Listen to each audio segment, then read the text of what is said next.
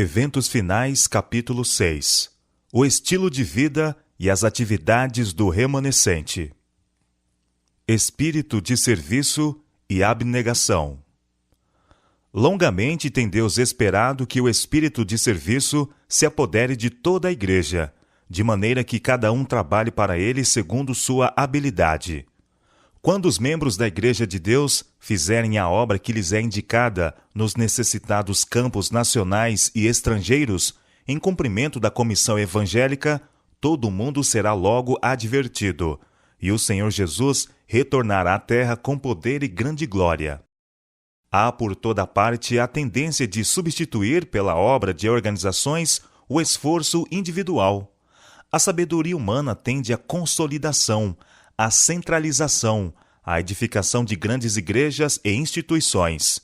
Muitos deixam as instituições e organizações à obra da beneficência. Eximem-se do contato com o mundo, e o coração torna-se-lhes frio. Ficam absorvidos consigo mesmos e insensíveis à impressão. Extingue-se-lhes no coração o amor para com Deus e o homem. Cristo confia a seus seguidores uma obra individual, uma obra que não pode ser feita por procuração. O serviço aos pobres e enfermos, o anunciar o evangelho aos perdidos, não deve ser deixado a comissões ou caridade organizada. Responsabilidade individual esforço e sacrifício pessoal é uma exigência evangélica. Ocupai-vos até que ele volte. Cristo diz: ocupai-vos até que eu volte. Talvez faltem apenas alguns anos para que termine a história de nossa vida, mas devemos ocupar-nos até então. Cristo quer que cada pessoa se habitue a esperar calmamente o seu segundo aparecimento. Todos devem examinar diariamente a palavra de Deus, mas não negligenciar os deveres atuais. Cristo declarou que, quando ele vier, alguns de seu povo expectante estarão empenhados em transações comerciais. Alguns estarão semeando no campo, outros ceifando e recolhendo o que foi ceifado, e outros ainda moendo no moinho. Não é a vontade de Deus que os seus eleitos abandonem os deveres e as responsabilidades da vida e se entreguem à ociosa contemplação, vivendo num devaneio religioso. Amontoai nesta vida todas as boas obras que puderdes. Como se cada dia fosse o último. Devemos vigiar e trabalhar e orar, como se este fosse o último dia que nos fosse concedido. Nossa única segurança está em realizar o nosso trabalho para cada dia, como ele se apresenta, labutando, vigiando, esperando, confiando em todas as ocasiões na força daquele que esteve morto, mas reviveu e está vivo para todo sempre. Cada manhã consagrai-vos e vossos filhos a Deus para esse dia. Não façais cálculos para meses ou anos, eles vos não pertencem. Um curto dia é o que vos é dado. Como se fosse esse o vosso último dia na terra, trabalhai para o Mestre durante as suas horas. Deponde perante ele todos os vossos planos, para serem executados ou rejeitados, conforme o indique a sua providência. Conscienciosa observância do sábado. É intuito do Pai Celestial preservar entre os homens, mediante a observância do sábado, o conhecimento de si mesmo. Seu desejo é que o sábado nos aponte a ele como o único Deus verdadeiro, e pelo conhecimento dele possamos ter vida e paz. Durante toda a semana nos cumpre ter em mente o sábado e fazer a preparação indispensável, a fim de observá-lo conforme o mandamento.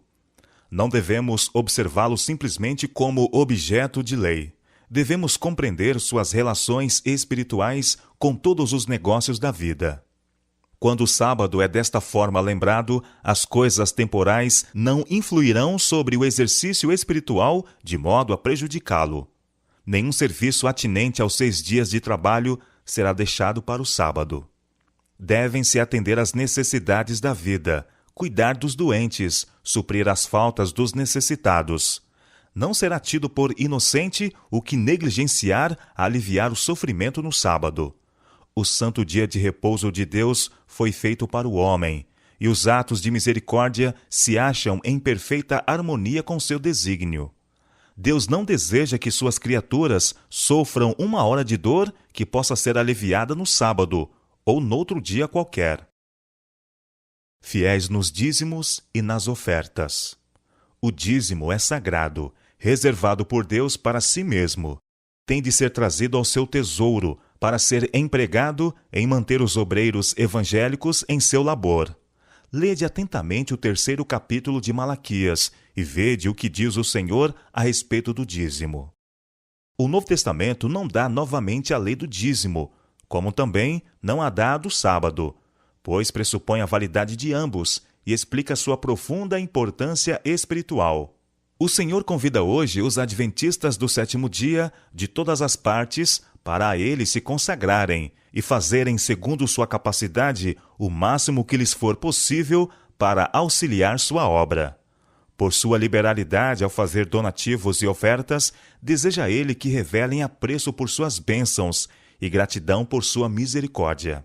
Caridade à beira da morte é um pobre sucedâneo da beneficência em vida. As necessidades da causa aumentarão continuamente à medida que nos formos aproximando do fim do tempo. Somos colocados sob prova no mundo, a fim de determinar nossa habilitação para a vida futura. Nenhum daqueles cujo caráter estiver maculado com a nódoa imunda do egoísmo poderá entrar no céu. Portanto, Deus nos prova aqui, concedendo-nos posses temporais, para que o uso que disso fizermos possa revelar se nos poderão ser confiadas as riquezas eternas.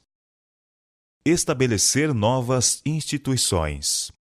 Alguns poderão dizer: se o Senhor vem logo, que necessidade há de estabelecer escolas, sanatórios e fábricas de alimentos? Que necessidade há de que nossos jovens aprendam ofícios? Está no desígnio do Senhor que constantemente desenvolvamos os talentos que nos deu. Não podemos fazer isto a menos que os usemos. A perspectiva da breve volta de Cristo não deve conduzir à indolência. Ao contrário, ela deve nos levar a fazer tudo o que pudermos para abençoar e beneficiar a humanidade. Uma grande obra precisa ser efetuada em todas as partes do mundo, e porque o fim está perto, ninguém deve deduzir que não é necessário especial esforço para edificar as diversas instituições que a causa requer. Quando o Senhor nos ordenar que não façamos mais nenhum esforço para construir casas de culto e estabelecer escolas, sanatórios e casas publicadoras, terá chegado o tempo de cruzarmos os braços e deixar que o Senhor termine a obra.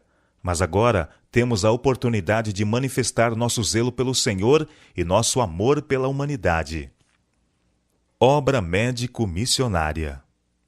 À medida que a agressão religiosa destruir as liberdades de nossa nação, os que quiserem permanecer ao lado da liberdade de consciência serão colocados em situações desfavoráveis.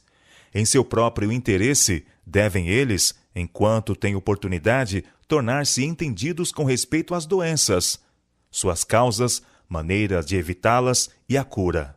E os que isto fazem encontrarão um campo de trabalho em qualquer parte. Haverá sofredores, quantidade deles, que necessitarão de auxílio, não só entre os de nossa própria fé, mas principalmente entre aqueles que não conhecem a verdade. Desejo dizer-vos que em breve nenhuma obra será realizada pelo plano ministerial, senão a obra médico-missionária. O povo de Deus dá valor à sua saúde. Foi-me mostrado que a reforma de saúde é uma parte da mensagem do terceiro anjo e está tão intimamente ligada a ela como o braço e a mão ao corpo humano. Chá, café, fumo e álcool precisam ser apresentados como condescendências pecaminosas. Não podemos pôr a carne, os ovos, a manteiga e o queijo em pé de igualdade com esses artigos colocados sobre a mesa. Estes não devem ser postos na frente como o tema principal de nossa obra. Os primeiros, chá, café, fumo, cerveja, vinho e todas as bebidas alcoólicas, não devem ser ingeridos moderadamente, mas rejeitados. A verdadeira temperança nos ensina a dispensar inteiramente todas as coisas nocivas e usar judiciosamente aquilo que é saudável. ar puro, luz solar, abstinência, repouso, exercício, regime conveniente, uso de água e confiança no poder divino. Eis os verdadeiros remédios. Tudo quanto prejudica a saúde não somente diminui o vigor físico, como tende a enfraquecer as faculdades mentais e morais. A condescendência com qualquer prática nociva à saúde torna mais difícil a uma pessoa o discernir entre o bem e o mal, e daí mais difícil resistir ao mal. Retornar à alimentação original. Deus está procurando levar-nos de volta, passo a passo, a seu desígnio original, que o homem subsista com os produtos naturais da terra. Entre os que estão aguardando a vinda do Senhor, deve a alimentação cárnea ser finalmente abandonada. A carne deixará de fazer parte de seu regime alimentar. Devemos ter isto sempre em mente e procurar agir firmemente nesse sentido. Devem ser vistas maiores reformas entre o povo que pretende estar aguardando o breve aparecimento de Cristo. A reforma de saúde deve realizar uma obra entre o nosso povo que ela ainda não realizou. Há os que devem estar atentos para o perigo de comer carne, pois ainda estão ingerindo a carne de animais, arriscando assim a saúde física, mental e espiritual.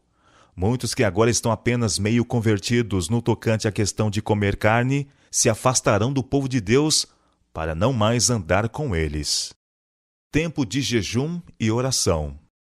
Agora e daqui por diante até o tempo do fim, deve o povo de Deus ser mais fervoroso, mais desperto, não confiando em sua própria sabedoria, mas na sabedoria de seu líder. Devem pôr de parte dias de jejum e oração. Pode não ser requerida a completa abstinência de alimento, mas devem comer moderadamente do alimento mais simples. O verdadeiro jejum, que deve ser recomendado a todos, é a abstinência de qualquer espécie estimulante de alimento e o uso apropriado de alimento saudável e simples, que Deus proveu em abundância. Os homens precisam pensar menos no que comer e beber em matéria de alimento temporal, e muito mais em relação ao alimento do céu, que dará tono e vitalidade a toda a experiência religiosa. O fermento da piedade não perdeu inteiramente seu poder. Na ocasião em que maiores são o perigo e a crise da igreja, a pequena hoste que permanece na luz estará suspirando e clamando por causa das abominações cometidas na terra. Mais especialmente, porém, suas orações subirão em favor da igreja, porque seus membros estão agindo segundo a maneira do mundo. Inteira confiança em Deus. Por causa de obreiros não consagrados, as coisas por vezes irão mal. Podereis chorar os resultados do mau procedimento de outros, mas não vos acabrunheis. A obra está sob a supervisão do bendito Mestre. Tudo o que ele pede é que os obreiros vão ter com ele para receberem suas ordens e que obedeçam às suas orientações. Todas as partes da obra, nossas igrejas, missões, escolas sabatinas, instituições, tudo tem ele no coração. Por que preocupar-se? O intenso anelo de ver a igreja impregnada de vida tem de ser temperado com a inteira confiança em Deus. Não sobrecarregue ninguém as faculdades que Deus lhe deu, num esforço por promover mais rapidamente a causa do Senhor. Não pode o poder do homem apressar a obra. A ele tem de unir-se o poder dos seres celestiais. Mesmo que todos os obreiros que agora suportam os mais pesados encargos fossem postos de lado, a obra de Deus seria levada avante. O culto familiar. À noitinha e pela manhã, uni-vos aos vossos filhos no culto de Deus, lendo sua palavra e cantando seu louvor. Ensinai-os a repetir a lei de Deus. Sejam os períodos de culto familiar curtos e espirituais. Não deixeis que vossos filhos, ou qualquer membro da família, os tema, devido à monotonia ou à falta de interesse. Quando um capítulo comprido é lido e explicado e se faz uma longa oração, esse precioso culto se torna enfadonho e é um alívio quando passa. Escolha o pai um trecho das Escrituras que seja interessante e facilmente compreendido. Alguns versos serão suficientes para dar uma lição que possa ser estudada e praticada durante todo o dia. Podemos fazer perguntas. Podem-se fazer declarações interessantes. ou pode ser apresentado, à guisa de ilustração, algum incidente curto e ao ponto. Podem ser cantadas pelo menos algumas estrofes de cânticos animados, e a oração feita deve ser curta e ao ponto. O que dirige a oração não deve orar a respeito de todas as coisas, antes deve exprimir suas necessidades com palavras simples e louvar a Deus com ações de graças. Ter cuidado com a associação com o mundo. Enquanto esta mensagem estiver soando, enquanto a proclamação da verdade estiver realizando sua obra de separação, nós, como fiéis sentinelas de Deus, devemos discernir qual é nossa verdadeira posição. Não devemos coligar-nos a pessoas mundanas, para não ficar imbuídos de seu espírito, para que o nosso discernimento espiritual não se torne confuso e encaremos os que têm a verdade e levam a mensagem do Senhor do ponto de vista das pretensas igrejas cristãs. Ao mesmo tempo, porém, não devemos ser como os fariseus e manter-nos afastados delas. Os que estão aguardando e esperando o aparecimento de Cristo nas nuvens do céu não se misturarão com o mundo em sociedades e reuniões de divertimento, meramente para seu próprio deleite. Obrigar-nos por contratos ou em sociedades ou associações comerciais com os que não pertencem à nossa fé não está de acordo com o plano de Deus. Devemos unir-nos a outras pessoas, uma vez que não sacrifiquemos princípios. Isso não quer dizer que nos unamos às suas lojas e sociedades, mas que os deixemos saber que temos sincera simpatia com a questão da temperança. Recreação aprovada por Deus. É privilégio e dever dos cristãos procurar refrigerar o espírito e revigorar o corpo mediante inocente recreação, com o intuito de empregar as energias físicas e mentais para a glória de Deus. Os cristãos têm ao seu dispor muitas fontes de felicidade e podem dizer com infalível certeza quais são os prazeres lícitos e corretos. Podem gozar de recreações que não dissipem a mente ou aviltem a alma. Não iludam, nem deixem após si triste influência que destrua o respeito próprio ou impeça o caminho da utilidade. Caso possam levar consigo a Jesus e manter-se em espírito de oração, estão perfeitamente salvaguardados. As nossas reuniões devem ser dirigidas de tal maneira e nossa conduta aí deve ser tal que, ao voltarmos para casa, possamos ter uma consciência livre de ofensa para com Deus e o homem. A consciência de não havermos ferido, ou, de algum modo, causado algum dano àqueles com quem estivemos em contato, ou exercido sobre eles qualquer nociva influência. Toda diversão em que vos puder desempenhar, pedindo sobre ela, com fé, a bênção de Deus, não será perigosa. Mas todo divertimento que vos torna inaptos para a oração particular, para a devoção no altar da oração ou para tomar parte nas reuniões de oração, não é seguro, mas perigoso. Música que eleva. Assim como os filhos de Israel, jornadeando pelo deserto, suavizavam pela música de cânticos sagrados a sua viagem, Deus ordena a seus filhos hoje que alegrem a sua vida peregrina. Poucos meios há mais eficientes para fixar suas palavras na memória do que repeti-las em cânticos. E tal cântico tem maravilhoso poder. Tem poder para subjugar as naturezas rudes e incultas, poder para suscitar pensamentos e despertar simpatia, para promover a harmonia de ação e banir a tristeza e os maus pressentimentos, os quais destroem o ânimo e debilitam o esforço. A música faz parte do culto de Deus nas cortes celestiais, e devemos esforçar-nos em nossos cânticos de louvor por nos aproximar tanto quanto possível da harmonia dos coros celestes. O cântico, como parte do culto religioso, é um ato de adoração, tanto como a prece. O emprego de instrumentos de música não é absolutamente objetável. Eles eram usados nos serviços religiosos dos antigos tempos. Os adoradores louvavam a Deus com a harpa e o símbolo, e a música deve ter seu lugar em nossos cultos. Televisão e teatro. Entre as casas de diversões, a mais perigosa é o teatro. Em lugar de ser uma escola de moralidade e virtude, como costuma ser chamada, é ela justamente o viveiro da imoralidade. Os hábitos viciosos e as tendências pecaminosas são fortalecidas e confirmadas por esses entretenimentos.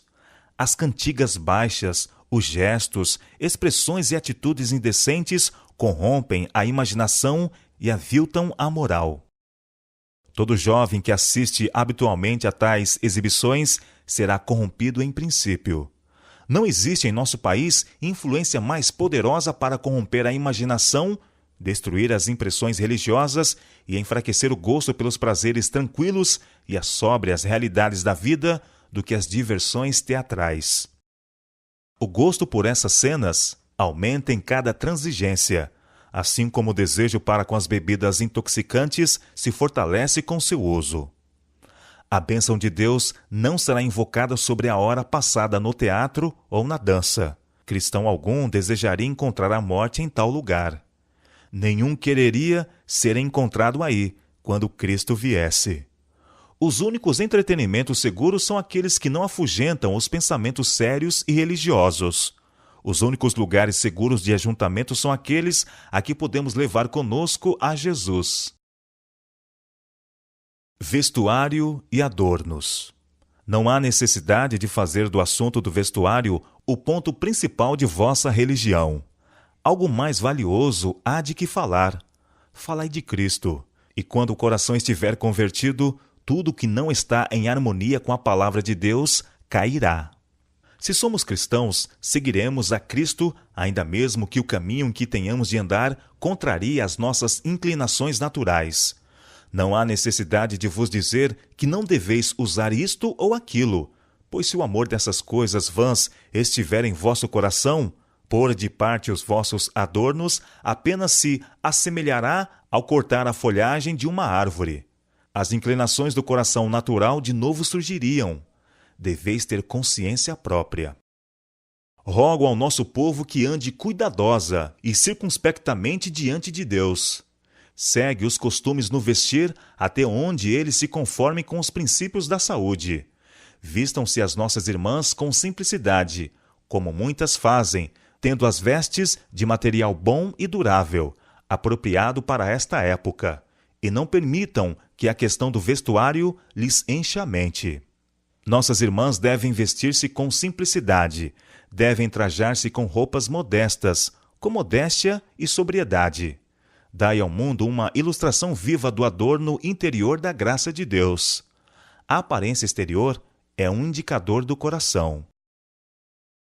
A necessidade de publicações. Devem ser editadas publicações, escritas nas línguas mais claras e simples, explicando os assuntos de vital interesse e tornando conhecidas as coisas que sobrevirão ao mundo. A primeira e a segunda mensagens foram transmitidas em 1843 e 1844. E estamos agora sob a proclamação da terceira mensagem, mas todas as três mensagens ainda devem ser proclamadas. Devemos transmitir estas mensagens ao mundo em publicações, em palestras, mostrando na sequência da história profética o que passou e o que está para vir. A verdade deve ser dita sem rebuços, em folhas soltas e brochuras, e estas espalhadas como folhas de outono. Patriarcas e profetas, Daniel e o conflito dos séculos são agora mais necessários do que nunca dantes. Deveriam circular amplamente, porque as verdades a que dão ênfase abrirão muitos olhos cegos. Enquanto durar o tempo da graça, haverá oportunidade de o coportor trabalhar. Nossas revistas não devem conter ataques violentos. Que aqueles que escrevem em nossas revistas não dirijam rudes ataques e alusões que, por certo, hão de causar dano, e que obstruirão o caminho e nos impedirão de fazer a obra que devemos fazer a fim de alcançar todas as classes, inclusive os católicos.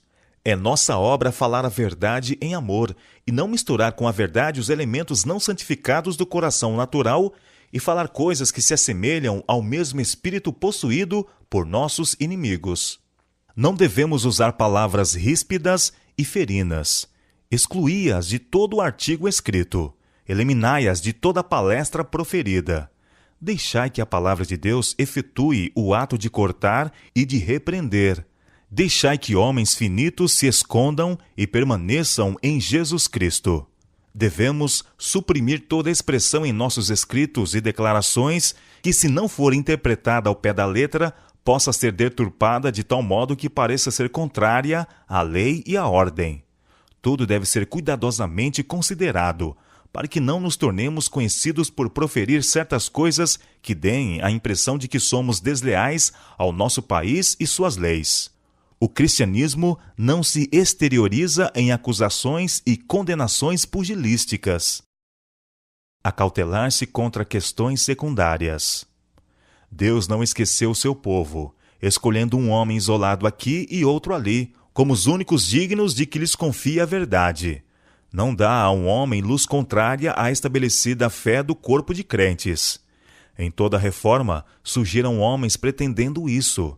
Ninguém confia em si mesmo, como se Deus lhe houvesse conferido luz especial acima de seus irmãos. Alguém aceita umas ideias novas e originais que não parecem discordar da verdade. Sobre isso se demora, até que lhe parece revestido de beleza e importância, pois Satanás tem poder para lhe dar essa falsa aparência. Por fim, torna-se o seu tema todo absorvente, o único e grande ponto em volta do qual tudo gira, e a verdade é desarraigada do coração. Advirto-vos que vos guardeis contra esses movimentos desviados, cuja tendência é distrair a mente da verdade. O erro jamais é inofensivo, nunca ele santifica, mas sempre traz confusão e dissensão. Enfatizar a unidade, não as diferenças. Existem 1000 tentações disfarçadas, preparadas para os que têm a luz da verdade, e a única segurança para qualquer de nós está em não recebermos nenhuma nova doutrina, nenhuma interpretação nova das Escrituras, antes de submetê-la à consideração dos irmãos de experiência. Apresentai-a a eles, com espírito humilde e pronto para aprender, fazendo fervorosa oração. E se eles não virem luz nisto, atendei ao seu juízo, porque na multidão de conselheiros há segurança. Surgiram homens e mulheres proclamando possuir alguma nova luz ou alguma nova revelação, e cuja tendência é abalar a fé nos marcos antigos. Suas doutrinas não resistem à provada palavra de Deus.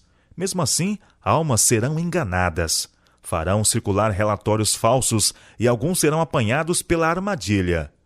Não podemos ser demasiado vigilantes contra toda forma de erro, pois Satanás está constantemente buscando afastar da verdade os homens. Devemos tornar evidente que é essencial ser unidos, não para requerer que os outros concordem com as nossas ideias, mas porque, se todos buscarem a mansidão e humildade de Cristo, terão o mesmo sentimento que Ele. Então, haverá unidade de espírito. Insto com os que professam crer na verdade, que andem em união com os irmãos. Não procureis dar ao mundo ocasião de dizer que somos extremistas, que somos desunidos, que um ensina uma coisa e outro outra. Evitai a dissensão.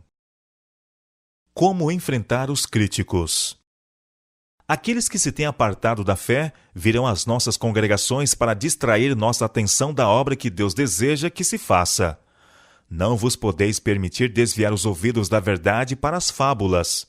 Não vos detenhais para procurar converter aquele que está proferindo palavras de reprovação contra a vossa obra, mas deixai que se patenteie que sois inspirados pelo Espírito de Jesus Cristo, e os anjos de Deus vos porão nos lábios palavras que toquem o coração de vossos oponentes.